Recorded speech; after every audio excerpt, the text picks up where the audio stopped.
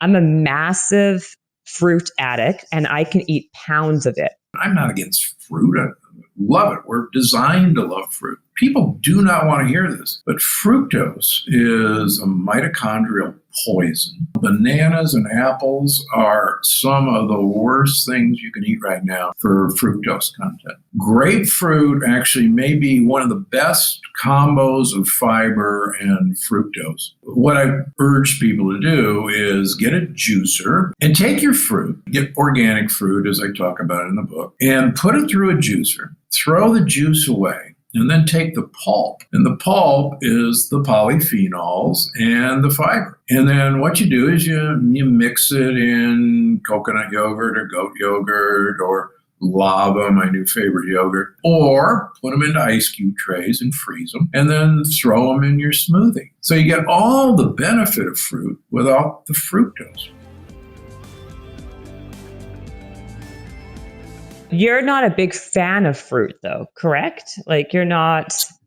So yeah, one of my favorite sayings is give fruit the boot. But right, that's good. I didn't want to say it. I'm glad you did. Right, so. Well, believe it or not, in my first book, and I'm going to revise it again soon. What I urge people to do is get a juicer, get a Jack LaLanne juicer. I don't know. You love Jack LaLanne, yeah. And take your fruit and get organic fruit, as I talk about in the book, and put it through a juicer, throw the juice away, and then take the pulp. And the pulp is the polyphenols and the fiber. And then what you do is you mix it in coconut yogurt or goat yogurt or lava, my new favorite yogurt, or put them into ice cube trays and freeze them, and then throw them in your smoothie. And so you get all the benefit of fruit without the fructose. And the reason I'm not against fruit, I love it. We're designed to love fruit. We gain weight during fruit season. That's what we were designed to eat. Great apes only gain weight during fruit season. But unfortunately, our fruit has been bred for sugar content. And I mean, sadly, like I talk in the book, a cup of seedless grapes, and that's not much, has more sugar than an entire Hershey's candy bar. It's like, what? It's unbelievable to me that you make that reference about a Milky Way versus like I don't know what fruit it was. Is this you kind of like equal them to be the same? But how about? I mean, that's so crazy to me. I mean, you never hear anyone say, I got fat eating too much, I don't know, apples and oranges. But the truth of the matter is, if I was being honest, and people who know me know this is true, I'm a massive fruit addict and I can eat pounds of it. And it's because I'm a sugar addict. And instead of psychologically eating 10 Milky Ways, sure. I'll have like a pound of cherries, a pound of grapes, literally, I'm not even exaggerating. And I do gain weight. So no matter how much I am exercising, and I exercise a lot, it doesn't balance out. And I will gain in the summer, or what you're saying, like when cherry season happens or whatever it is, I will gain a few pounds because of the amount of sugar content. People don't want to hear that. I think it's not like a sexy thing to say because it's natural, but I think it's quantity, I guess, too. But talk about... We were designed, we were designed when fruit was available. And quite frankly, it was only available long ago, once a year in the summer and early fall. And we were designed to eat as much as we could. 2/3 of our tongue are sweet receptors. And that was because it was a way to gain weight. A female orangutan, a great example. A female orangutan eats during fruit season 5,000 calories a day of fruit. She gains about 7 to 8 pounds. And then, and only then, she goes into estrus, goes into heat, and becomes pregnant. Her body sensors say, okay, now we got enough fat to carry a pregnancy. And okay, now we'll release an egg. And, I see this, there's actually entire books written about the effect of fruit eating in great apes and weight gain. whole books, because fructose, people do not want to hear this, but fructose is a mitochondrial poison. It actually prevents the mitochondria in the liver from making ATP. Instead, it is the major driver of hepatic de novo lipogenesis, which is a fancy way of saying make fat. We detoxify fructose into two things.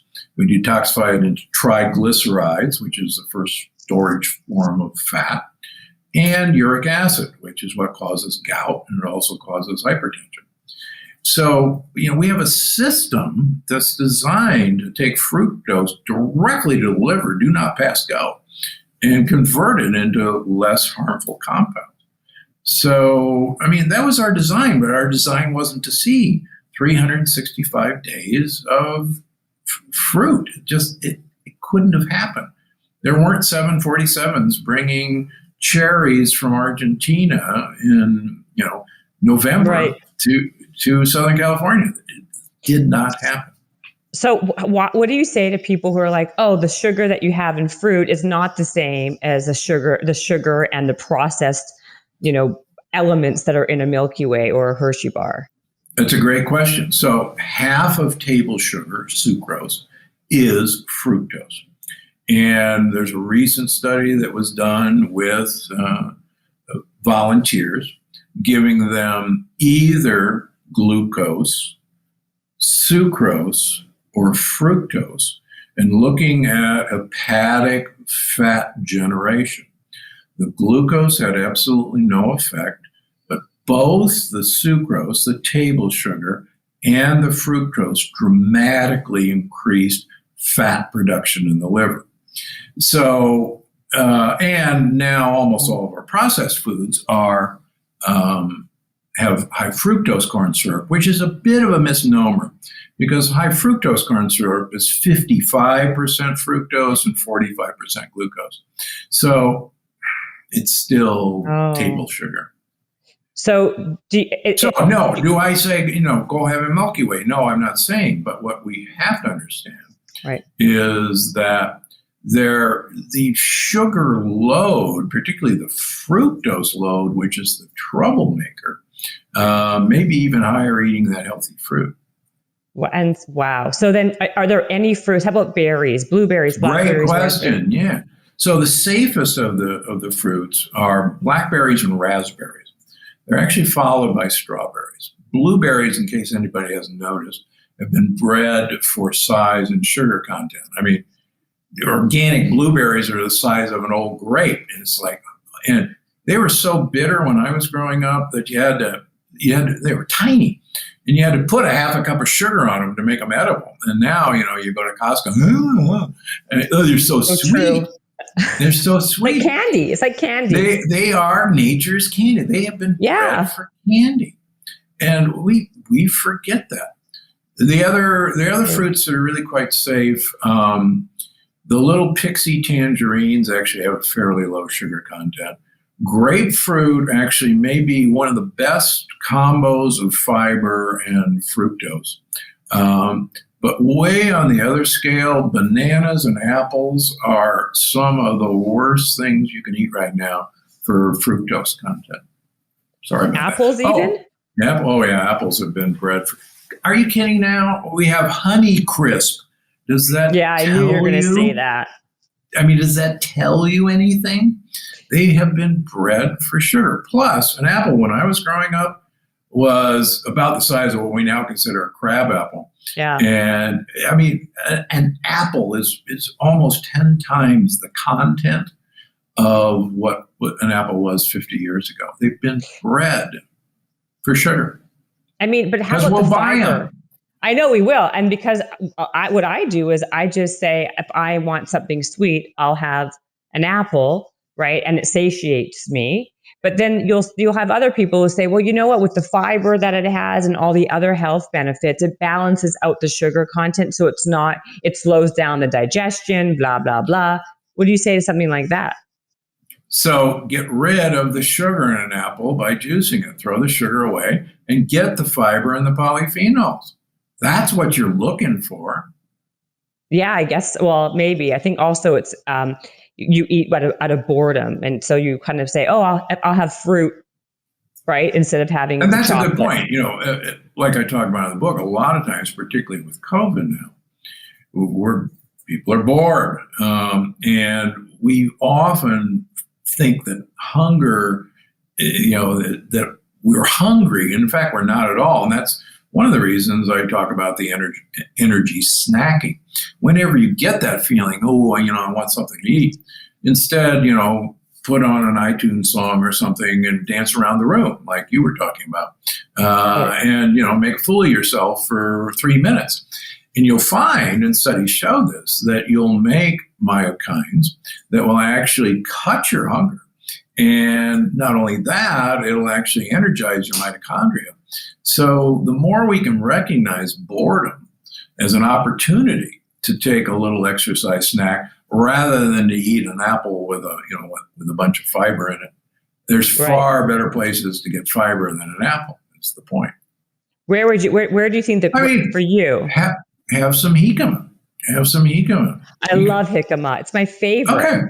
Yeah. So there's a perfect way to get fiber that'll fill you up that doesn't have any sugar. Oh, it's everywhere now. You may have to. Much. You may. It's in Ralph's. It's in Vaughn's. It's in Whole Foods. It's in Bristol Farms. It's in most of the grocery stores. Kroger. I've been in Kroger's in the Midwest. They have jicama. Okay, I mean, I eat it all the time, and I actually thought it was so much. It was kind of it's my favorite. It's one of my favorite snacks, by the way.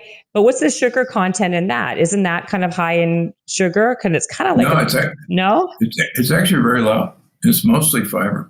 And what I tell people to do is, cut up some jicama sticks and make some guacamole without tomatoes, please. Mm-hmm. And you can actually and you can buy guacamole without tomatoes, and use that as your dipping stick. And avocado is actually full of fiber as well, and great monounsaturated fats.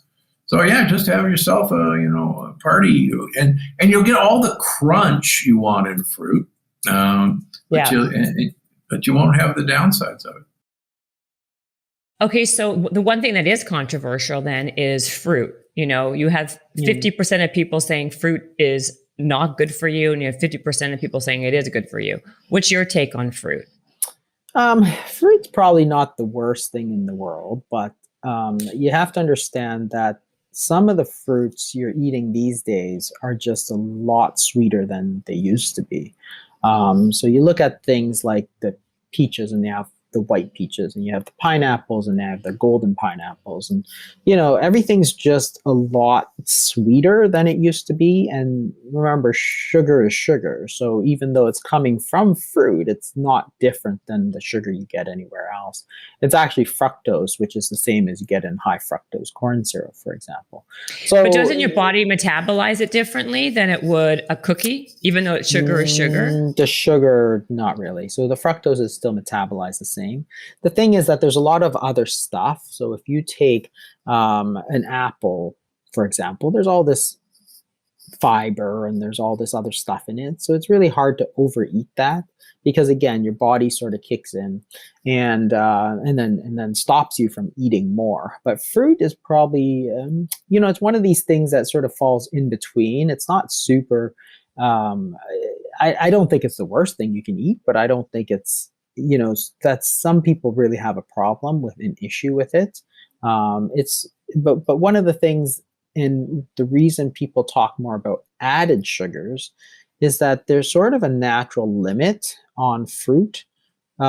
Yes, you have people who will overeat fruit, for example, but it's generally more difficult as opposed to added sugars, where you actually can put in as much as you want, right? So you look at some of the sodas and stuff, and they're just heaped full of sugar. Well, you don't naturally get that much. Like nobody's going to, you can drink a glass of apple juice, for example, but it's unusual for somebody to eat the sort of 6 apples in one sitting that you would need to get the same amount of apple juice, sort of thing. Right. So it's on the to me, it's on that side. If you're eating fruit and you're doing fine, no problem. If you're not doing fine, then that's one of the things you might look at trying to cut down or cut out. one thing that I wanted to start with was someone like yourself, because you're a great example, right? You looked physically, you were very physically fit. You were, like you said, a CrossFit level 2 trainer. You were doing all the things, you were eating right. Before you went even ask for that, before you went to the doctor and asked for the glucose monitoring system, right? What were some of the symptoms? Because what you said to me and what I'm kind of, your lifestyle, because of your work environment, was so chaotic and so stressful. Like, you would think that in itself would be like, okay, you know what? Obviously, you're breaking down your body because you're so stressed out. If you just eliminated that stress piece, because you are, let's say, you're not like the normal person working at, an office from 9 to 5. You're working at SpaceX with Elon and all these other people doing these crazy, extremely high profile projects, right? Were there any symptoms beyond just feeling stressed and fatigued from your crazy schedule that made you want to take a deeper dive into your glucose levels? So, unfortunately, the answer to that is no. The primary issues were these nebulous things like fatigue and mood disorder. So just generally having low mood, not feeling happy or fulfilled, and kind of the things we all struggle with. And this is one of the complications with metabolism, is that it is a very. But couldn't it be your job? But I guess my point is, couldn't it just be that your job was just like crazy stressful and you just need to get a new job? You know what I mean? Exactly. Well, I think this is kind of the way most people go about it, is we feel our way through it. And so we feel emotional about it, and we think, well, I'm stressed because of work, and that's why I feel so bad day in and day out, and why I kind of I'm drinking so much coffee to try and keep my mood up, because I just I'm not enjoying it. And that could totally be true. Of course, we can all have, there are qualitative things we can make choices about. But the numbers in terms of metabolic dysfunction are really telling. And so, when you're looking at society today, we have 88% of American adults who are metabolically unhealthy. 71% of adults and 30% of children are overweight or obese. 90 million people are pre-diabetic in the United States alone, and 90% of them don't know that they are pre-diabetic. So this dysfunction it's failing silently. And the reason that these numbers are so out of control is because there aren't typically overt symptoms, and they are a slow progression towards worse and worse outcomes. And that is the real problem. And this is what we need to eliminate, is that it's not the case that when you make poor lifestyle choices, you immediately feel an acute pang of pain or discomfort. Like, there's no feedback loop. This stuff happens quietly behind the scenes. But when you have sort of the ability to bring real-time information to the front, you can start to see, oh, wow, that choice I'm making daily, like whether it's sleeping 5 hours instead of the full 8 hours, or skipping, let's say skipping that salad before my meal and going straight to the heavy carb-rich meal without any sort of balanced macronutrients. Like, these small things, which I've kind of heard, I should eat better and exercise more, but that feels very abstract. Once you can see the effect of the good choice versus the bad choice with objective data, it all becomes very clear, and it stops being this like emotional experience and becomes an objective, data-driven experience. Yeah, and what I find so fascinating is I heard you talk about this before. Is, let's just talk about even the glycemic index, the foods that they say are high on the glycemic index, low. And because I find your research has proven that a lot of that is arbitrary, right? Like, everyone's very individual. But how I react to some food maybe it's very different than how you would react. So the idea of like brown rice versus white rice, right? That brown rice is the superior type of carbohydrate. Well, maybe to some people, but to me or to you, it really kind of just increases that glucose level or your levels, right? Your glucose level. So let's talk about that. Like, I think that's really interesting because, people are trying to biohack their way into all these ways to level up their life. And one thing that people really haven't really figured out until I guess your company knew is really about the tracking of that glucose to stabilize your blood sugar, right? So how did you, let's talk about that a little bit. Yeah. So glycemic index is really interesting. So for people that aren't super familiar, glucose is the primary energy molecule in the modern human, right? So we can basically produce energy from glucose, fat, and protein. Those are the three major macronutrients. And for all of us, we have blood sugar. So that's the glucose in our blood. And that's the primary way that we produce energy. So it's important that we have it in our bodies, but we need to maintain a tight range. So our bodies want us to stay in a very specific range. And when glucose gets out of that range, bad things happen. So it's a very reactive molecule. It can start to damage tissues if it's too high. We can have major consequences like, up to and including passing out and or morbidity if it goes too low. And so it's very important that it stays in a tight range. And so traditionally, there has been an effort for people to understand how their meals are affecting their glucose without being able to measure it. So one of the metrics that was produced is this thing called glycemic index. And what it does is it tries to tell you how a specific food compares to pure sugar in the way it like affects your blood sugar control. So basically it's like you can imagine looking on the glycemic index, brown rice would have a lower glycemic index than white rice, which means that as compared to pure sugar, brown rice raises your blood sugar less than white rice. And so that makes sense, right? It's a scale. The problem is that it's normalized to 100. And so what that means is it's basically averaging out all of the individuality. So it may be true that both you and I respond to brown rice with a lower blood sugar peak than pure sugar. The difference is I might go to 250 milligrams per deciliter blood sugar when I eat pure sugar and 180 when I eat brown rice. And you might only go to 110 on pure sugar and 105 with brown rice. And so even though brown rice is less, it's less effective for both of us, the fact is I should avoid both pure sugar and brown rice because I'm so much more sensitive to you. And all of that nuance and individuality is completely blended out when you look at the glycemic index.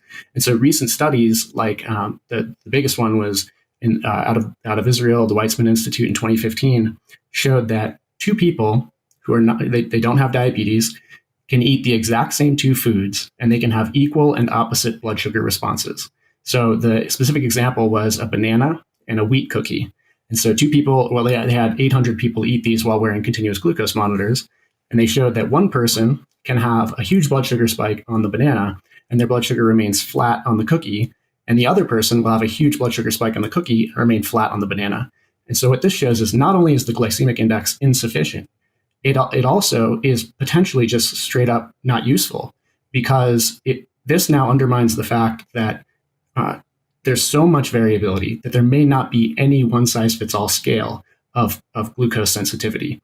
So it's not useful for me to look at the glycemic index and say, oh, I should eat brown rice because it's lower than sugar. I need to know, am I sensitive to fruit sugars more than grain sugars? And the only way to do that is to have real-time blood sugar information available. So what is the CGM? Can you explain what that is actually? Can't we just go, what is the difference between going to the drugstore and doing what diabetic people do, which is pricking your finger, right? And kind of getting a quick read on what your glucose levels are? So basically diabetes is it's a condition where, and there are two types, type 1 and type 2, but basically the condition is that we've lost control of our blood sugar. And so insulin, which is a hormone that helps us manage glucose, starts to fail. And so we no longer can keep our glucose in that tight range. And so in order to help monitor and maintain healthy glucose levels, people with diabetes have to measure them. And so for the longest time, they had to use these finger prick devices where you actually prick your finger and you bleed onto a little strip and then measure it. And you get one data point. However, the medical device industry developed this really impressive technology called continuous glucose monitoring. And so this is a little patch that you wear on the body full time. And it has a little sensing filament that is measuring blood sugar levels in the skin full time. And so now you no longer have to prick your finger and you get a measurement every couple minutes continuously while you're sleeping, while you're exercising, in between meals. And you can just look at your phone and see the full history of your blood sugar. And you now not only have just one data point, but it can also tell you, this is where you are right now, this is where you were 15 minutes ago, and this is the direction you're heading. And so this completely changed the equation for people with diabetes. You can imagine how valuable that is when you're trying to understand your condition. Now, it's super valuable, and it was developed for that condition, but now we've gotten to the point where advances in the cost and accessibility and availability have made these devices more available for people without diabetes. And so we're all, we all have metabolisms. We're all dealing with glucose levels day in and day out that are fluctuating. we all have hormones that drive those glucose levels. And so each of us, no matter where we are on the metabolic health spectrum, can learn from our blood sugar levels and improve. So we can always optimize no matter where we are, whether we're an elite athlete or someone who wants to lose a lot of weight for health reasons. And so this device, this little patch with the corresponding software, is going to completely change the game in terms of understanding the reactions that we're experiencing to the actions we're taking every day. Well, because also there's a correlation between weight gain, right, and your glucose and insulin levels, right? So what is the impact? What is the impact? Why is it so? Like, explain a little bit about that. So we've historically thought about weight gain as calories in, calories out. And that's a very simplified way of understanding the way that our bodies produce energy. Like, we consume energy and then some of it turns into energy for our cells. That is somewhat useful. But the problem is that our bodies we're not like a clean stove where you put in wood and burn it and you get a certain amount of heat. We're basically a chemistry set where we have a bunch of hormones that are being released. And those hormones are being released in response to the other molecules and chemicals that are in our bodies. So you can imagine if you eat pure sugar, like consume 2 tablespoons of pure sugar, our bodies have to release insulin to make sure that we take that pure sugar that's getting into the bloodstream very quickly and get it out into the cells before damage starts to happen. That is a completely different process than, for example, eating a very fiber-rich, let's say, we'll just say eating some heavy bran. So it has a lot of carbohydrates in it, but it's also packaged with fiber and maybe a little almond butter on top. And so you have like kind of a rich protein, fat, and glucose meal. That might have the same number of carbohydrates, but the rate that sugar gets into the bloodstream is much slower. And so now our bodies don't have to release this massive spike of insulin in order to correspondingly control blood sugar levels for that different meal. And so this is like kind of an example of how the hormonal response to the meals we eat is very contextual. It's not just the calories that matter. It's the hormonal effects that matter. And so this is all called the hormonal theory of weight balance, which basically says the context of our decisions will drive hormones, which will affect how our bodies manage the energy. And so if you have a very large blood sugar spike, your body will release a very large insulin release to correspond to it. And that insulin tells your body, get this blood sugar out of the bloodstream and store it one way or another. And so it will store it as glycogen first. Once your glycogen reserves are full, it will then store it as fat. And so this kind of implicates a bit of a difference between our old theory of just calories are calories, and makes us come to terms with the fact that it's actually the calorie and the meal composition that in total will define the way we individually store our food as fat or use it directly as energy. So if you don't want to spike your insulin, right? So how about things like high intensity exercise, right? Like running, things like that, right? That really kind of spike your cortisol levels. Is that kind of counterintuitive then? Is it not a great idea to do high intense exercise according to what your research has shown? So it's a really good question. So the effects of high intensity interval training or any very strenuous exercise are that, like you said, it will release these hormones like cortisol and in some cases adrenaline, depending on how intense the workout is. And those hormones basically tell the body, all right, look, we're in a very tough situation. We got to make sure that there's energy available. And it inhibits the effects of insulin. So it prevents insulin from getting the sugar in our blood out into the cells to store it as fat. It basically says, keep this sugar available for our muscles to burn for energy and or our brains. Right. And so although that is true, it will allow our blood sugar levels to rise and inhibit insulin. The effects are physiologically very different from the response to a very sugary meal. So let's say drinking a Frappuccino that's loaded up with syrups and sugar and sitting on the bus or in the car commuting, our blood sugar will spike. However, the effects of insulin are not inhibited. And so all of that is being stored directly as fat. Whereas when I'm doing an intense workout, I might have a blood sugar spike, but that spike is caused by my liver producing new glucose from the stores on my body, from my protein, fat, and glycogen, and releasing it from my muscles to power me through the workout. And the research that's been done on high intensity interval training has shown a very strong correlation between that intense exercise and actual insulin sensitivity, which means after the workouts, our bodies respond even more efficiently to the insulin levels in our bodies. So we need less insulin per unit of glucose to remove it from the bloodstream, if that makes sense. And so that is the direction we want to improve. We want to minimize insulin levels and improve the effect of insulin on our blood sugar management. And high intensity interval training, in fact, all exercise has been shown to directly improve that. So is there a particular exercise that you think is a kind of a better exercise, or what are the best exercises to do to kind of manage the glucose insulin impact and levels to get the best results for weight gain, weight loss? Well, there's two types of training I think that are really valuable. I think basically all types of exercise are going to be beneficial to the individual trying to maintain blood sugar control and improve metabolic fitness.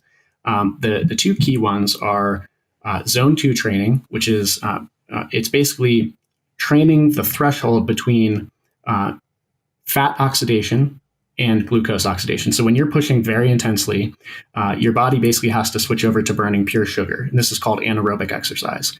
When you're going sort of at a lower intensity, this is called aerobic exercise. And this is where your body's getting most of its energy from fat stores. And so when you train at the high end of your aerobic threshold, especially in a condition where you are fasting or eating a higher fat diet, your body will be basically training its ability to increase fat oxidation using the stores of fat on your body, as opposed to using, let's say, sugar gels or stored sugar or basically sugary drinks. And so this sort of zone 2 threshold training for long periods can really improve our metabolic flexibility, which is the ability of our bodies to switch between food energy and stored energy on the body. So that's one. I think training that zone 2 region, it'll improve mitochondrial efficiency, and it will improve our ability to use the body fat stores, which is exactly what we want to generate energy daily. The other one is high intensity interval training. Does that mean? I was going to say, well, okay. So would you say that brisk walking is more effective than running? So I think the zone 2 threshold specifically is around 70 to 80% of your maximum heart rate. So it's more intense than brisk walking, but specifically to managing blood sugar levels, I think any type of activity is really valuable. And so one of the things we've seen from our data set is that the effect that a meal will have on our blood sugar, if we eat that meal and then sit on the couch versus eating that same meal and getting up and taking a brisk walk around the neighborhood, is completely different. And the reason for that is that no matter how sort of minimal the intensity level, if our muscles are working and contracting, they can pull sugar into the muscle and use it for energy immediately without insulin. So if let's say you have a personal pizza, you indulge a little bit at lunch, if you then go and get in your car and drive back to work or something like that, versus walking to that pizza place and then walking back, you'll have a completely different blood sugar response because your body is using that glucose in real time, and it will modify the amount of insulin you need to maintain healthy blood sugar levels. And so, basically any type of movement distributed throughout the day, I think, is a net benefit, and everyone can start to implement this daily for better metabolic control. When it comes to training, I think zone 2 and high intensity interval training are the two types that we should intersperse to really ramp up insulin sensitivity specifically. But how often would you say do HIIT training? Because it's not a great thing to do every day, right? Because all the other, they're also everything in moderation. I'm not a very moderate person, I'll be honest with you, because I'm much more of the high intensity person every day. But I will say, you do plateau, and you do break down your body much quicker, which then has a lot of other cons to it, right? So where is that happy medium from all your research? It's a good question. I think it's something that that we still need more data, and we need to continue to interpret it to understand where the ideal balance is. But I think the biggest component of this is recovery. And so if we're going 110% every day, it's impossible for our bodies to adapt and recover to that. It's too much. We're asking too much. And so I agree. Every day is not the right cadence for high intensity training. Now, where exactly that balance is going to definitely depend on the individual. I think people like Whoop, who are doing some really good work around recovery, are helping to highlight exactly how your body's responding to the training you're throwing at it, and that connection between good recovery and specifically good sleep and metabolic control is really strong. And so, for example, we can show in our data set that if one person has 5 hours of sleep versus 9 hours of sleep, they'll have a completely different day in terms of blood sugar control. And there have been studies that have showed that just 6 hours of sleep, so basically cutting off 2 hours from a normal 8-hour night of sleep, can increase your insulin levels by 40%. And so for someone who's trying to improve insulin resistance, that acute stress of having short nights of sleep can continually compound and increase the negative effects of small decisions you make. So after a short night of sleep, you indulge in that same meal, it's going to have a much worse impact than 2 days ago when you had 8 hours of sleep. And so this is one of the key things, especially if you're someone who's trying to train to lose weight or to improve metabolic health. You don't want to be going 110% and not recovering, because that can have the same sort of stress effects on your body as a poor night of sleep. It's basically incomplete recovery. And so these things can stack on themselves, and you might think you're doing something that's beneficial for you, but you could actually be working against your goals. What do you think right now? I mean, especially, there's so many fads, right? The keto diet, the paleo diet, the intermittent fasting, the other fastings. There's so many different diets, vegan. Do you see a pattern? What is your take on this? How do you eat, number one? And what do you see as kind of the best way to eat, or these fads? So I'm really glad you asked this question, because it's actually key to levels that we do not adopt a specific dietary philosophy, because the data shows us that there really isn't a one size fits all. And we've seen in our data set that people who eat completely differently on let's say the dietary ideology spectrum can have really excellent blood sugar control. Right. And so, for example, my co-founder, Dr. Casey Means, she's 100% plant-based, so she's fully vegan. She eats a lot of carbohydrates, and much of them, many of them are starchy. So kind of would traditionally think that this is going to be a high blood sugar diet. And the reality is that she has some of the best blood sugar control in the entire data set. And then you've got people who are on the ketogenic and carnivore end of the spectrum who, they basically avoid carbs at all costs. And so the realization that both of these philosophies can be grounded in objective data is what we kind of gravitate towards. So we meet people wherever they are. If you have a dietary philosophy, you should embrace it, but it should be grounded in data. You shouldn't make an assumption that the choices you're making are objectively healthy for you unless you have some evidence of that. Because again, every person is different. And so something that works for someone else may not work for you. So I myself, I'm extremely carbohydrate sensitive, essentially across the board. It doesn't matter really how high the glycemic index. If I eat carbohydrates without sort of eating them in a mixed meal with fat and protein to balance them, I will have a very extreme blood sugar spike, and it will last. I'll have these oscillations for hours. And so I didn't know this, of course, until I started measuring my data in real time. And so it led me to kind of bias myself towards a high protein, moderate fat, relatively low carb diet. I still eat carbohydrates. I eat a lot of nuts and seeds. I eat berries. I eat, oftentimes specifically with mixed meals, I'll have chia seeds and oatmeal and things like this, but in a very balanced context. So I'll never eat oatmeal unless I mix in some almond butter and have some berries in there and maybe add some chia seeds. And all of that fiber and fat helps to modify my blood sugar response. And so, again, this is all, it's all context and it's all individual. But what I know is that it's not necessary for us to leverage, like everyone has to go ketogenic in order to be healthy. We don't truly believe that. We know that true health goes well beyond just blood sugar control. And although blood sugar control is really important, especially in modern society where we have so much dysfunction, it's also something that can be achieved with many dietary philosophies. That's really a beautiful thing, I think. Well, it's interesting because I was going to ask you about fruit, right? Because fruit, there's such controversy around fruit, right? People are saying, oh, it's terrible to eat fruit because of the sugar content. Other people say it's great to eat fruit because it's a natural thing. People talk about the order of the food you eat it in, right? Like, does it matter if you eat your food, if you eat a protein first or a carb first, or eat them separate? Like, some people say you shouldn't be eating your proteins. If you're going to be eating your protein, don't eat fruit with that, because that would do all sorts of different things. Do you have any data on those things too? Yeah, so fruit. Or no, same thing. Yeah, fruit is. What's your opinion on fruit? I think it's a very Again, it depends. A lot of people have much better management of fruit than others, and that's like that banana and cookie experiment. Yeah, right? I get exactly. It's all individual. That's why when I asked the question, I kind of hesitated. But yeah, no. But what I do think is important though is that the context again is really really valuable to understand. So let's say a lot of people think, okay, fruit is just healthy, so we should have as much of it as possible. And the way that we accomplish that is smoothies, pressed juices. So we take, instead of eating an orange, we'll take 10 oranges and we'll strip out the pulp. So crazy. So now we can see data.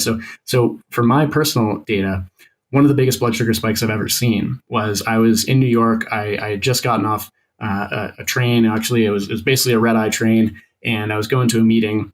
And I was relatively new on this whole CGM thing and didn't really understand the effects of these different decisions. So I went to an organic juice cart and I got what was called health drink. And so this was green apple, carrot, and celery, and it was a pressed juice. And that was it. There was no added sugar. I watched the woman press all of these fruits and vegetables into a cup and give it to me. And I drank this during the meeting thinking I was making a healthy choice. My blood sugar was in the diabetic blood sugar range for about an hour after that. It was well over 200, and anything over 140 is considered abnormal. And so that specific example demonstrates, and you can then go and eat those whole fruits. So instead of drinking the pressed juice, you eat the whole fruit, which has a lot of pulp and fiber in it, and see exactly how much worse that pressed juice example is for you. If you want the vitamins and minerals of fruit, eat a whole fruit because the context matters. And we have historically, throughout all of humankind's development, we have been foraging for foods and eating them in their whole form. We haven't been pressing them into, these sort of refined, sort of essentially sugar bombs and stripping out all of the fiber that is necessary for us to digest them effectively. And so that, I think, is one of the key lessons, is that I don't think that fruit is bad. I just think that for all things, there is a balance. And so we should be mindful of that. And I think eat in the way that these foods were historically eaten. Well, I never understood the juice craze, to be honest with you, because do you remember like Jamba Juice and all those things where I never got it. Like, here you are, you're having like over 1,000 calories in these juices. It's sugar. I mean, at the end of the day, you're taking out all the pulp and all the fiber, right? Right. And, people think that they're doing themselves a service because, like you said, right? Like, if you think it's healthy because fruit is healthy, you think, well, why not have, like, instead of having one orange, let's have like 36 of them and just, put it all in a cup because more is better. And it's a fallacy. That was one thing I never got that juice thing ever. I still don't. People still do it like crazy, and it never makes much sense to me. I agree. I think, we kind of see that though across all different dietary philosophies, which is that, if some is good, more must be better. And we see this, I think, with the ketogenic craze, which is that, we kind of have learned that fat is probably not as unhealthy as we thought back in the 80s and 90s. And so I think healthy fats should be consumed as a normal part of diet. It's a great calorie to consume. But some people take that to the absolute extreme. And so, you've got people who are going on heavy cream diets, who are just eating heavy cream and butter and everything. And I think, again, there are limitations on every end of the spectrum. And what's really important is that we realize that there should be balance across the spectrum. We need to have good data. We need to have a good understanding of the effects of our choices so that we're not just kind of taking one data point and extrapolating it to everyone into infinity and just saying, like, this is the golden standard of how everyone should eat. And so, I think the pressed juice is one example, but it's not to say that fruit is bad for you. I just think that the way we eat it, or at least the portion sizing of that pressed juice, is really also important. So if you want to have the pressed juice for a quick, maybe have a quick shot or a small one rather than having like a 16-ounce drink like I did, which can cause the same blood sugar effects as having a milkshake or drinking a soda for some people. So when you say blood sugar, so when your blood sugar spikes like that and your insulin spikes, does that automatically mean that it's like you're going to store it as fat or you're going to store it as sugar and you will gain weight? So isn't that basically what it is? And that's why when I was taught many years ago, right, in my space about having to stabilize your blood sugar. It's all about stabilizing your blood sugar. So I feel like what you've done is kind of like create a system where you basically you figure out how to stabilize your blood sugar for optimum, not just for health, for weight, for weight, for how about for mood and for brain alertness and cognitive? Yeah. Is it also? I mean, it works it's for all that very too. closely connected. Yeah. So the amount of variability in blood sugar is closely tied to a ton of downstream negative effects, and many of these are cognitive. So oftentimes when you have a very large blood sugar spike and then your blood sugar is coming crashing back down, that's when people feel the lowest mood, feel shaky, fatigued, tired, hungry, all of those hanger-like effects. And that can often happen up to 2 hours after a meal. So this is a delayed onset. And so for many of us, like myself, you don't connect that directly to the meal. But that glucose variability is actually very inflammatory as well. So it introduces a lot of inflammatory cytokines, HSC reactive protein, IL-6, TNF-alpha, all these things that like you may be hearing about that are very closely connected to our immune system are also triggered by large blood sugar elevations and specifically variability. So if this is happening over time, it can lead to very long-term effects, as well as that short-term sort of qualitative experience of unhappiness, mood dysfunction, and fatigue. What we're really trying to control when we're saying blood sugar stability is not just that quality of life sort of in the moment of managing blood sugar levels so that you don't have those ups and downs and feel the effects of them, but also insulin and insulin resistance. So if you're constantly spiking your blood sugar, you're actually also constantly spiking your insulin.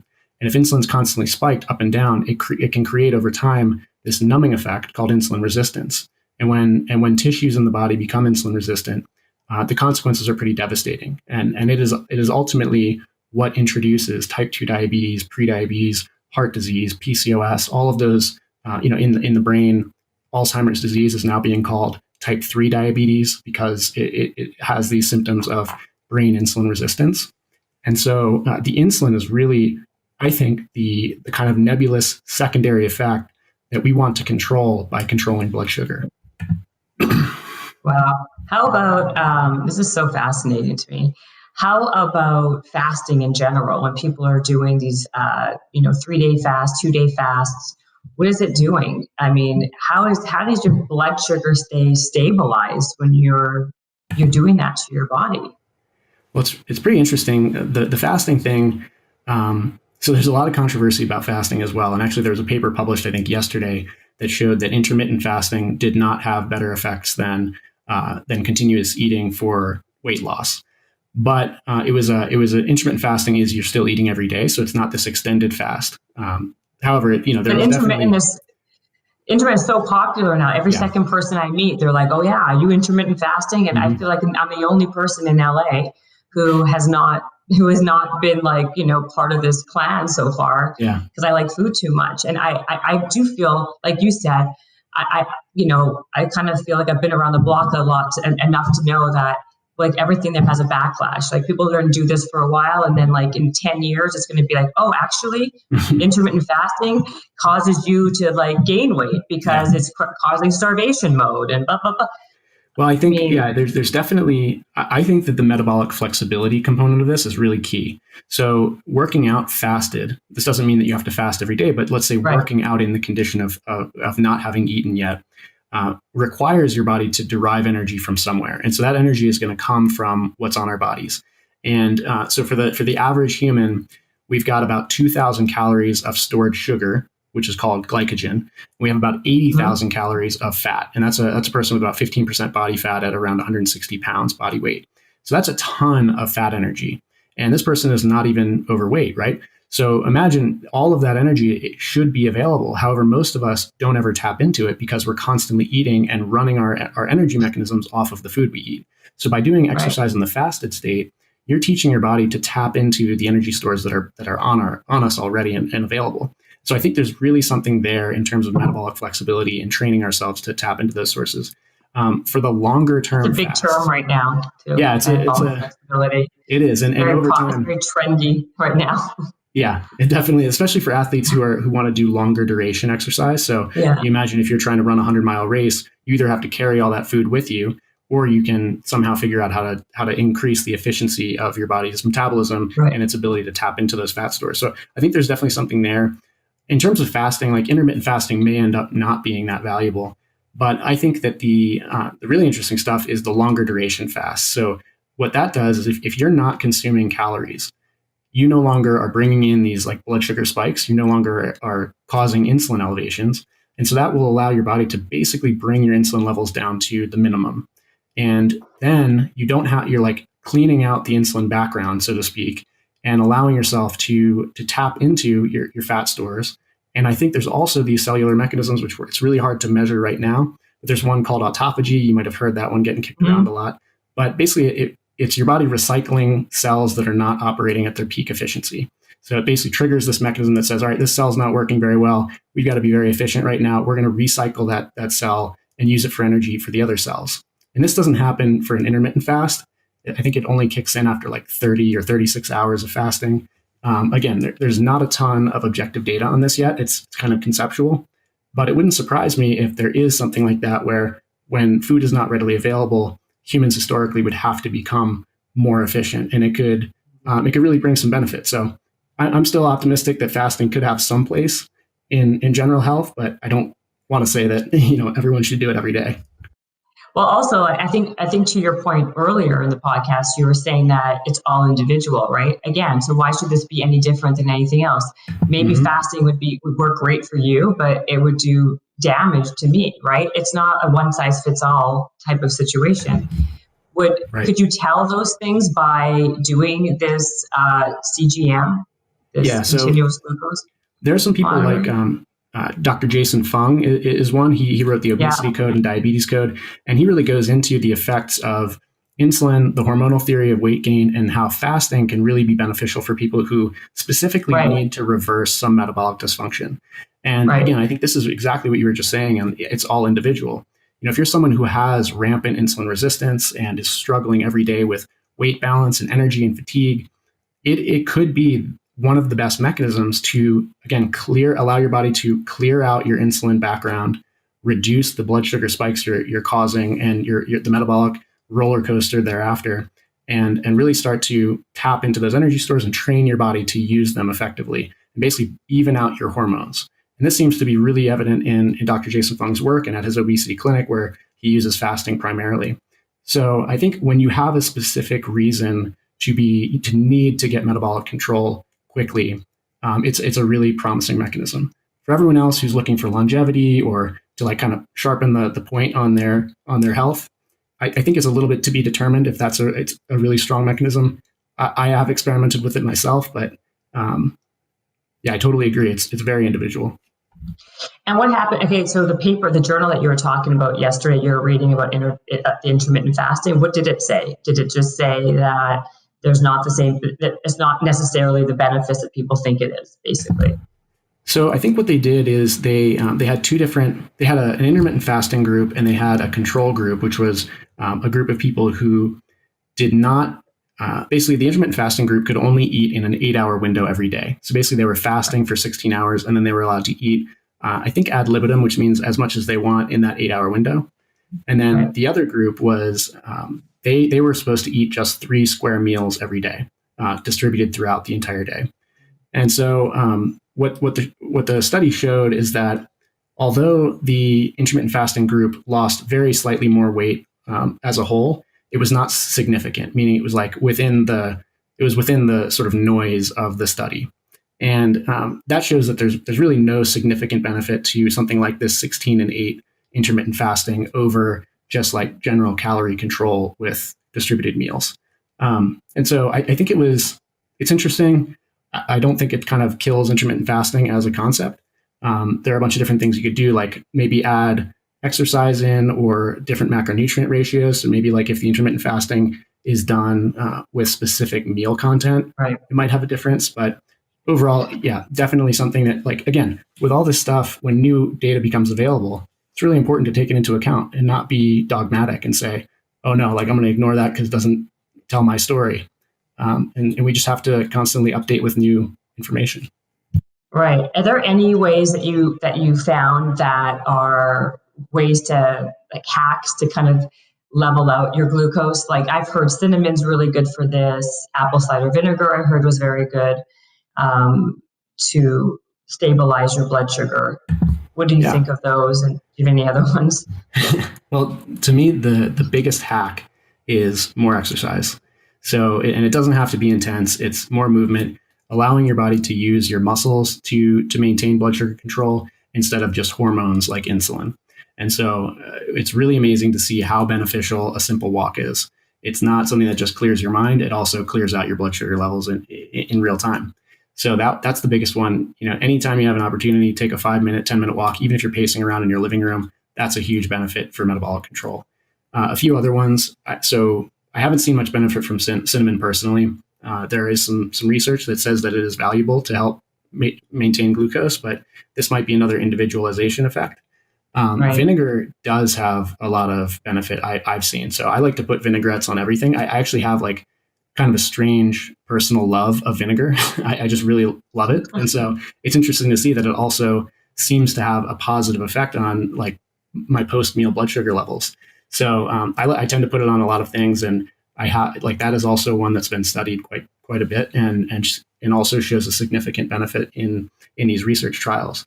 Beyond that, I think sleep is really powerful, and then because of that, alcohol control. So even if you don't drink every day, it only takes one day of having alcohol late at night to completely obliterate your sleep and essentially introduce that vicious cycle that we talked about earlier, where that poor sleep introduces acute insulin resistance, and every decision you make, every meal you eat for the next day, 2 days, sometimes even up to a couple of days until you've restored that sleep debt, can be much worse for you. And so, especially for people that need to like improve metabolic dysfunction or want to lose weight, alcohol, especially in the evening, is really damaging to sleep, and that has all these downstream effects on blood sugar control and weight management. So those are the three big ones for me. So you didn't hear anything. So for vinegar, does it matter what kind of vinegar? Is it apple cider vinegar? I mean, does it matter? Can it all sound like vinegar, white vinegar? So it's a good question. I don't have a ton of data on like specific different vinegars. I'll put a vinaigrette on basically every salad I eat, and oftentimes just like in other meals. And I do know that apple cider vinegar specifically is the one I've tried this with. But having like a shot of vinegar before you eat like kind of an indulgent meal seems to have like a completely different blood sugar effect. So I don't do this very often, but I have tried it once or twice where like if I know that I'm going to eat something like pizza or pasta, like I'll experiment by having a shot of apple cider vinegar beforehand and comparing it to times in the past when I haven't. And so again, I don't have like enough data to say that this is a really powerful effect, but I've only done that with apple cider vinegar because it's one of the most sort of like palatable. If you're taking a straight shot of white vinegar might be too much for most people. So, I think apple cider vinegar is gross too, but that's besides the point. And it's definitely not delicious. It's not delicious. Let's put it that way. Did you see a huge difference in your glucose then, in your levels when you did it? I saw a significant difference, meaning it was like I wouldn't say that I had no blood sugar response. It was just that it was more stable, so slower. And the peak of the blood sugar spike was much lower, and it's a similar effect to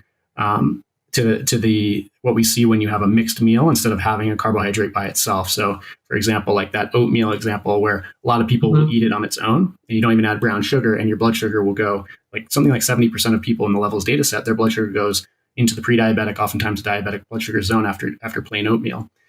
Many people have then modified that by adding almond butter and some chia seeds, and that fat and fiber. It takes that sharp spike and turns it into a slow, steady increase in recovery. And that again is introducing a different hormonal response. So even though the amount of carbohydrates may be very close to the same, because the rate of increase in your blood is much lower, you don't have to produce as much insulin as quickly. And that will sort of prevent that hormonal like spike and crash effect where you're just feeling as your blood sugar is crashing, you're feeling very uncomfortable and oftentimes hungry again. And so really quickly. Yeah. So that mixed meal effect is very similar to the vinegar effect, where it just changes the shape of the blood sugar response and the time. So does it matter? Okay. And I'm sorry, Mike, I'll wrap it up in like 2 minutes. I just want a couple other questions about the oatmeal thing. Like you're saying, when you add the fat and when you add the other, like the fruit, the fat, everything else, people's first thing is, oh my God, that's going to be so calorie dense, right? Mm-hmm. But if it does stabilize your blood sugar, does it impact your weight gain or weight loss, or is it actually will you lose weight because it is that stabilization factor, even if you're having more calories? Well, this is the $1 million question, I think. And so for certain people, again, like calories, the calorie balance does matter. Calories are a unit of energy. Right. And so, you can't, we do need to maintain effectively energy in balance versus the energy we're expending. The problem is, again, that the hormonal environment really will affect how our bodies distribute that energy. So if I'm causing a blood sugar spike, my body has to produce that insulin spike to keep my blood sugar in a comfortable zone. And so that insulin spike will just punt that glucose into my fat stores. And that is the situation for people who want to maintain weight loss. That's the situation where a more balanced meal will help control that insulin response. Now, to your point about adding additional macronutrients, that is more calories, and those have to go somewhere, right? So I think the best result here is do both. So rather than just taking a portion of, for example, oatmeal and adding in almond butter and protein and fiber, let's instead kind of reduce the portion of carbohydrates and turn it into a balanced meal by then adding the fats and proteins and fibers. And so don't just take a portion and add a whole bunch more calories. I think compensate for it. And that's probably the best approach. Is it's respecting the thermodynamics of energy balance, and like calories do matter, but it's also respecting the hormonal effect of the meals we're eating. Do you have and one other food, the turmeric? You didn't see anything on turmeric, or? I haven't done much turmeric. I usually eat turmeric in a curry or a stew that typically is higher in protein and doesn't have many carbohydrates anyway. And so I haven't really seen much there, but that's a really good question. I'm not sure. I'd have to look into that one. And then, okay, so I'm very curious. So how do people try this? They go to the Levels website. What's the process for someone like me? I've never tried this. I'd like to try it myself. So love to have you try it. Good. I want to try it. Yeah, we'll definitely get you connected. We can basically produce a link. So right now, we're still in what we're calling beta mode. So we're in this early access phase where we're rapidly developing the app and introducing new features all the time. And so we don't currently, because we're so interested in getting maximum feedback from everyone who's using it, you can't currently go on the website and just order it today. It's invitation only, essentially. That being said, I'd love to get you a link that you can use, and your entire listenership can also use to sign up if they'd like to try. The early access program will be continuing for a few more months, and then we'll be rolling out the full program where you can basically just order this online and it'll come straight to your door. So as of right now, we do have a limited number of slots per month for this early access program, and I'm looking forward to rolling this out again very soon. Wow. So how many people have actually done this with your program? Thousands, hundreds? About 2,000 people have gone through the program thus far. And we have many, many more on a wait list who we're very eager to get them their chance to join. And, we've been opening up these invitation only slots and just learning as much as we can from each person. So we'll oftentimes do phone calls and interviews to understand how the features are helping them make better choices in the moment, because that's the only metric for success. It's not just getting people to purchase the product. Right. Is this creating sustainable behavior change? And what have you seen in the 2,000 people so far, like more or less? We've seen really positive benefits. And the biggest thing is just redefining the relationship to food and lifestyle choices. So people, they really feel like they were flying blind before, and now they have a closed loop feedback, where I make a choice, I sit down, I'm going to eat lunch. What am I going to eat and why? I now know what I'm going to eat with confidence because I have data from my own body telling me this food works well for me and that one doesn't.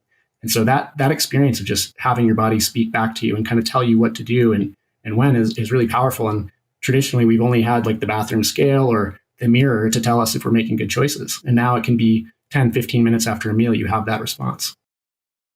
What do you think? Like, is there any kind of thing that you're doing besides the eating and the exercise that are kind of part of your daily life? I've started to meditate. I do about 5 minutes. That's my little thing. Okay, that's a lot for me, even 5 minutes. Yeah, 5 minutes. And I have to just totally just let it go. And it works for you. Works. It really does. It's only been like a year and a half that I've been on a regular basis doing 5 minutes. Are you doing it just like with an app, or are you going to a No, class? I just do it to myself. I just sit there Really? and I take a breath, and then sometimes I lie down to Shavasana. Through those years of all the yogas, Yes. I kind of can just Figure it out. And I live near the beach, so Right. I can just relax. That's I open up meditative. my doors, and I love nature. I love being outside, so everybody will feel better. I like a little sunshine. I like a little fresh air. Even I lived in the East Coast for 30 years. I got outside all the time. Did you? Oh, heck yeah. I didn't want to be stuck in a house. Yeah. I got out. I did walks with girlfriends. We would wrap ourselves Even up. back then when it's cold. Oh, yes. I believe in just getting air and oxygen. And I only use a little sunscreen on my face, and I try to get vitamin D 30 minutes most days. I try. Do you? So you put sunscreen on your face, but not your body, or? Yeah, not my body. But you do it on your face. Only for 30 minutes, because 30 minutes takes about that much, 20 minutes to absorb. And if you have sunscreen, you're not really getting the absorption that I believe in. Then go back in, and if you're going to lay out, that's a different story. Right. But this is if you're going for a walk or it's nice weather, I agree. I think people are very vitamin D deficient, and they don't even know it. And people think if you live in California, you have the sun, that you won't be. But when you get your blood checked, it's amazing. People should get their blood checked, because it's amazing how many people are deficient. Right. So it's right, when you put the sunscreen on, you're not able quite getting what your body needs to absorb the sun. Right. I take vitamin D supplements because of that. Good for you. Yeah. People should try that. Everybody should. Yeah. Do you take any supplements at all? I take this one. Okay, I wasn't even asking, by the way, because of that, but okay. I just looked up there, and there's the one. Which is True Niagen. Yes. It's basically NAD. It's a precursor. It's amazing, actually. Yes. And that wasn't a purposeful plug. I really was just asking. And then I have another company, Juvenon, that I love their omega-3s, because I believe in omega-3s. I take omega-3s too. Yes. Yeah, that's a good one? Really great one. Yes. Oh, it's okay. natural. I take Nordic Natural. Have you heard of that one? That's good too. Yeah.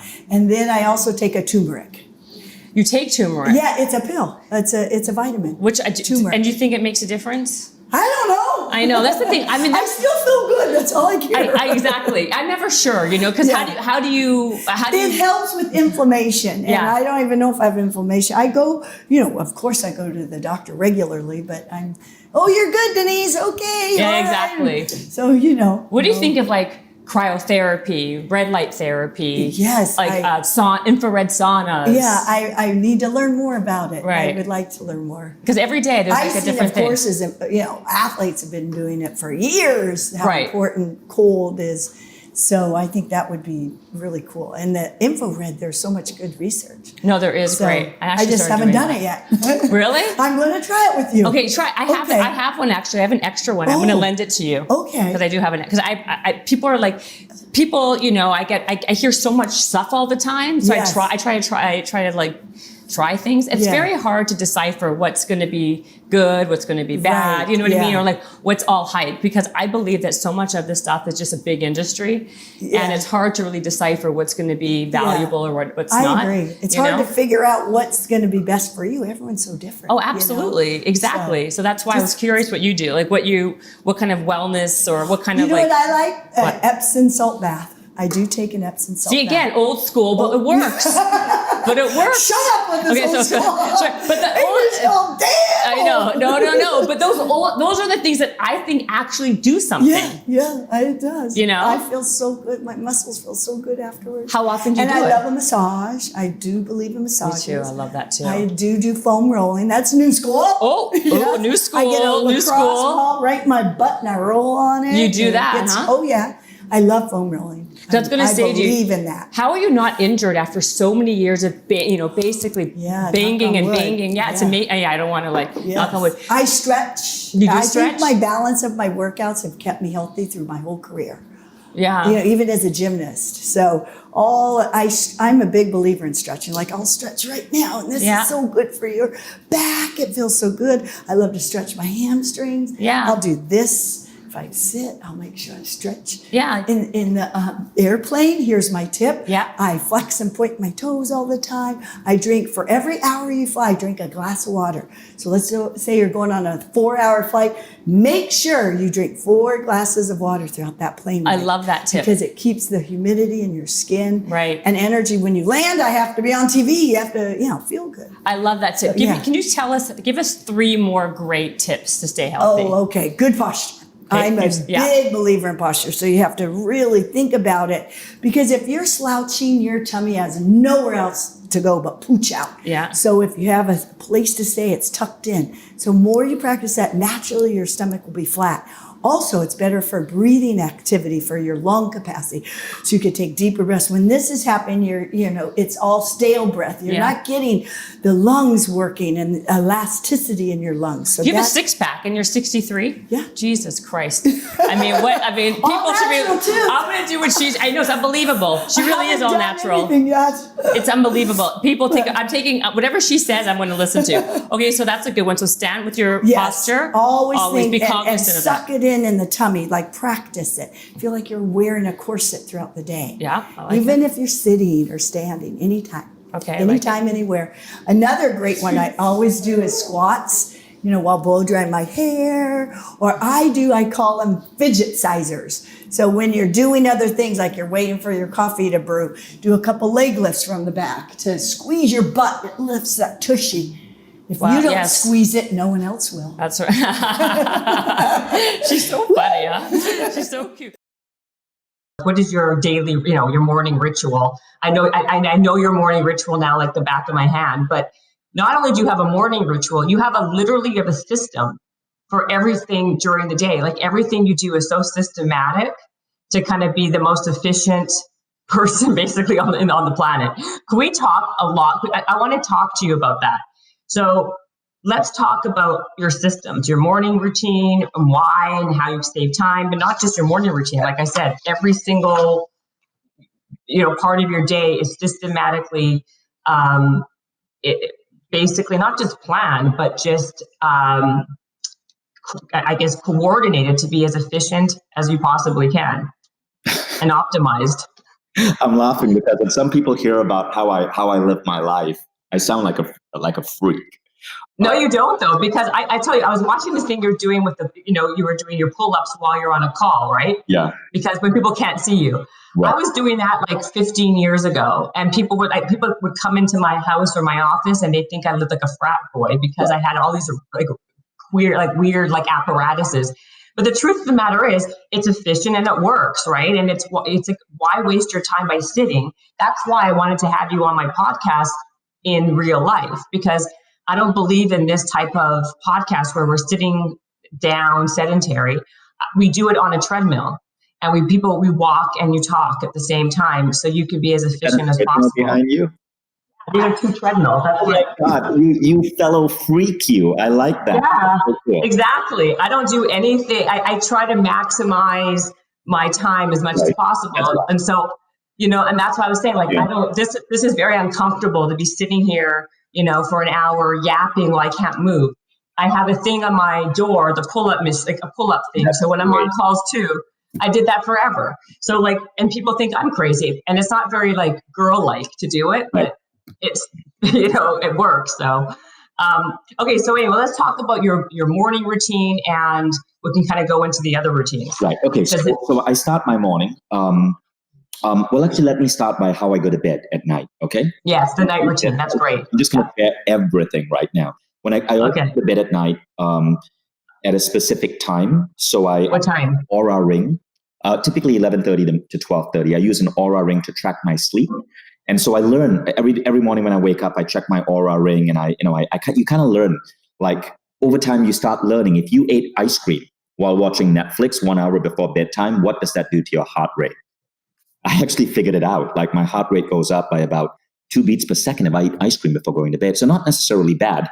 And as much as I love health, I am not giving up ice cream. So that stays. But I know what it's doing to me right now. So when I go to bed at night, I will take magnesium. If I had a really stressful day, and that happens to me, right? I will take CBD oil. CBD oil is amazing. I'm waiting for more countries to legalize it. I have a ritual of gratitude, and I ask myself, what magic did I notice in the universe today? Like, what did I notice with serendipity, with coincidences? How did the universe support me today? And I give appreciation for that. So it's a little ritual I do. I have a dream journal by my side. I'm training myself for lucid dreaming now. So if I wake up in the night and I have a dream, I write it down. I put in an aura ring. I take 2 supplements, magnesium, which really helps you sleep better, or CBD oil, if I really need it. CBD oil is wonderful. It's a relaxant, and more countries need to legalize it. It is incredible. I wake up, so I've timed my sleep. I know I need about 7 hours, 15 minutes of sleep. So I always wake up at 7 hours, 15 minutes. And for the first 2 hours, I will meditate. Now, the form of meditation I do is called a 6-phase meditation. I designed it myself. It is an optimized form of meditation that has gotten very popular, and it's now used by athletes in every major American sports team. It's free online, so Google it, get it, but it is, I believe it's the most powerful meditation out there. It's a stacking of 6 different principles of transcendent practices from a wide array, from the Silva method, from Zen Buddhism, that transforms the way you show up in the world. So the 6 phase is my secret weapon. So I do the 6 phase, and then I typically will shower. I'll take supplements. There are about 7 or 8 supplements I take every morning. They range from vitamin D, vitamin C, multivitamins, and a couple of other supplements. 5-HTP is incredible. And then, you customize supplements based on what your outcomes are. I'm a brown-skinned person in Northern Europe where there isn't much sun. So you got to take vitamin D, right? Especially in the age of COVID. And so you have to hack your supplement practice to your own needs, to your own biology. But the important thing to remember is that today, the food that we eat is not as nutrient dense as it was for our grandparents.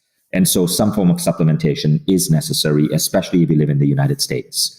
But wait, why do you take 5-HTP? I mean, that was something I thought you take it at night. You take it in the morning? I take it in the morning, yeah. So you can, from what I know, from the research I've done, I don't think the science is exact, but today we know that 80 to 90% of 5-HTP is produced in your gut, right? Mm-hmm. Your gut microbiome. It elevates your moods. It makes you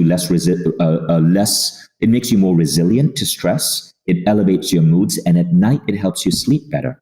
Right. That's why people take it at night. Yeah, I take it at the morning because it actually gives me better focus and better fluidity at work. What I mean by fluidity is you can ride the bumps, right? When you're a CEO, there's going to be bumps every day. Something may break, something may collapse. You get to ride the bumps better, which is why I like taking 5-HTP in the morning.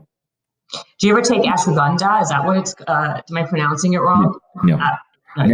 Now there are underlying systems. My nutrition system is very much influenced by WildFit, which is the best health transformation program out there. It's now part of Mindvalley. And then my life envisioning system is Lifebook by John and Missy Butcher. Again, it's now part of Mindvalley. When I discover something really great, I just want to go and I want to license it or build upon it or work with the inventor and make it part of the overall Mindvalley platform. And then I reduce the price. Like with Lifebook, we brought the price down 95%. With WildFit, we brought the price down by almost 60-70%. Because we want to get it, and we make it better, and we want to get it out to more people. So how do you do that? How do you do that? I find personal growth programs, and then I want to change the world. So I got to lower the price so it scales. Yeah, so it scales. You build in economies of scale, you can lower the price. Right, but I'm saying, like, if you're buying a program from somebody who's already selling it on their own platform, or do you tweak it enough? Exclusive rights. WildFit is exclusively sold through Mindvalley. Lifebook is exclusive through Mindvalley right now. Right? Got it. Okay. Yeah. And then we typically grow the programs. So Lifebook and WildFit, and any living human being needs to be on these programs. Like, just don't do any other diet. WildFit will transform your life. So that governs how I eat. And Lifebook is a 100-page book of my life vision. So I know exactly how I want to live, how I want to show up, what type of life I want to lead, what I want my company to do, how much I want to travel, what is my relationship with my kid. Everything is written down. I don't have a business plan for my company. We have OKRs, obviously, but I haven't written a business plan in many years. But I have a superbly clear business, a life plan for my life and how I show up and how I experience being alive. And it's so just long. Not to interrupt you, I just want to ask you a question before we go further into your systems. WildFit, your diet. So can you give us a couple principles how you eat that people can learn more about it if they go see WildFit, if they go and check out WildFit? It's honestly so complex. But basically, so WildFit isn't so much how you eat, it's retraining your biology so you burn fat rather than sugar. So you don't need sugar. You don't need sugar for energy. Right. Like, so many people are fooled into the idea that you got to go work out and you got to take an energy drink. No, that's bullshit marketing. All of us carry a quarter million emergency calories in our body, 250,000. This is why you can go 3 or 4 days without eating, right? But your body doesn't have access to those calories because when you are on the American diet, you train your body to expect to burn sugar. Because sugar is in 74% of any product in the average American grocery store. That statistic is from Dr. Mark Hyman. So what you want to do is, WildFit puts you on it's not ketosis. Ketosis is actually one of the least efficient forms of dieting. WildFit actually retrains your body so you're able to access the extra calories. Now, as a result, you start burning the fat around your body. And as you have access to that fat, a couple of other things happen. It doesn't mean that you give up wine or you give up sugar. I still take sugar, I still take wine, but in vastly smaller quantities. I used to be, at my worst health, I used to drink 2 glasses of wine a day, 14 glasses a week. Now, if I'm enjoying a good movie, I'll have half a glass of wine, and that's enough for me. But at the same time, my body is able to tap into my fat reserve. So it's been 4 years since WildFit, and I haven't significantly put on a lot more fat. I've gone up by 1 percentage point under the pandemic. Are you basically is it more being metabolically flexible? Is that what you train people to do or to be? No, the concept of metabolism is a very inexact science. Calories is just bullshit. It's a very simplistic way of looking at the world. It's really about, think about it this way, rather than getting your body to expect sugar as a constant source of fuel, you tap into your excess fuel reserves. WildFit trains your body to rebalance in a unique way. Again, it's complex. I'm not qualified to explain it because I'm not the instructor. The instructor is Eric Edmeades. But go to mindvalley.com/WildFit. It's all there. Okay, I'm curious about this too, because here we talk a lot about being metabolically flexible, and people do a lot of a big fad, and I'm sure, and you talk about it too, about intermittent fasting or just fasting in general. I know that you said that in part of your morning routine is you eat breakfast. It's like you eat breakfast 2 days a week, you fuel 2 days a week, and then you fast 2 days a week or something like that. But so once you're on WildFit, you can fast really easily because your body gets the energy it needs from your fat reserves. So if you decide, so sometimes I wake up in the morning at 7:30, I will not have a meal until 1. And my previous meal was maybe 10 p.m. So what is that? That's almost like a 15-hour fast. And 15, 16. Yeah, and I have no issue with that because my body is WildFit compliant. Like everyone, especially in the United States, everyone has to be on WildFit. Like it will just change your life. And it also improves your health. My hair got a lot thicker, like most men over 40, you start seeing hair fall out, but my hair got a lot thicker. My skin cleared up. It has been remarkable for me. I look fun. If you Google pictures of me before 2016, I look like a different person. I know. I saw. Yeah. I saw.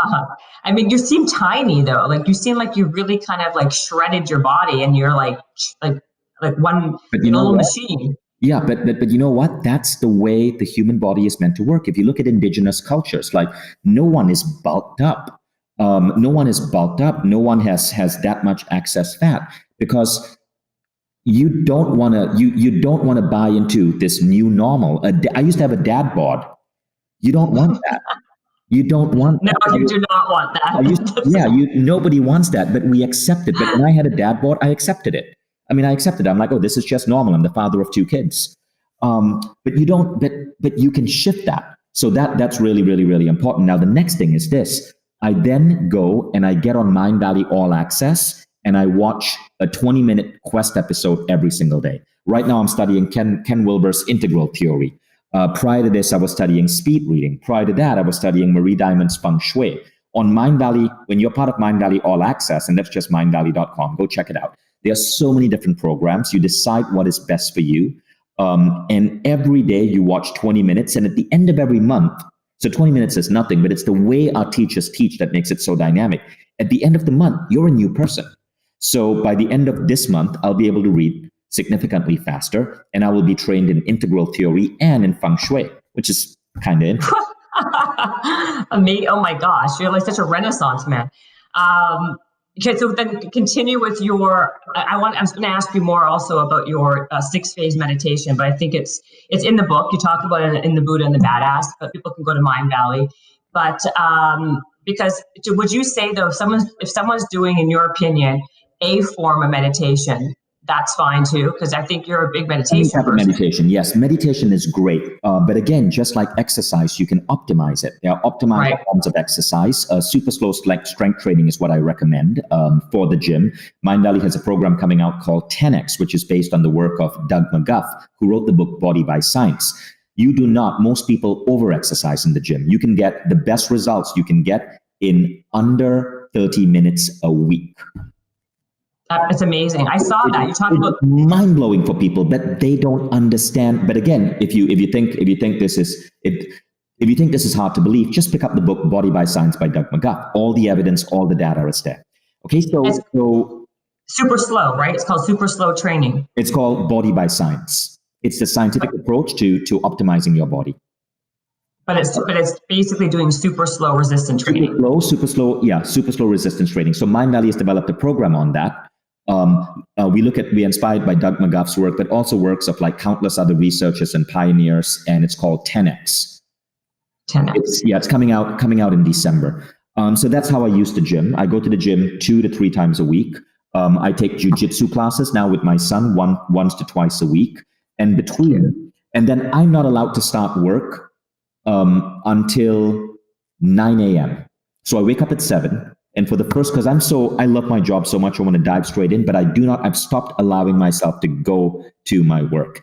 I need to first focus on myself, on my health, on my well-being, and you know what's the latest thing I'm really into? Tidying up. I don't know if you've read Marie Kondo's The Magic of Tidying Up. Of course, yes. It's so freaking zen, so I love cleaning my own house. It's kind of weird for a guy, right? But I just kind of like it.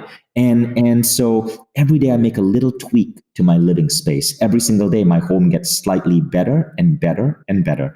And then at 9 a.m. I start work, and then I go deep into work all the way until 7 or 8 p.m., 7:30. That's when I go see my kids, or I go out with friends. My kids stay primarily with their mother, and that's like a 5-minute bicycle ride away. I walk a lot.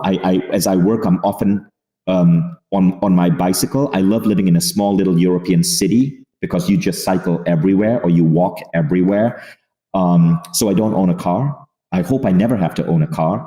I walk and I bicycle. I'm very carbon neutral.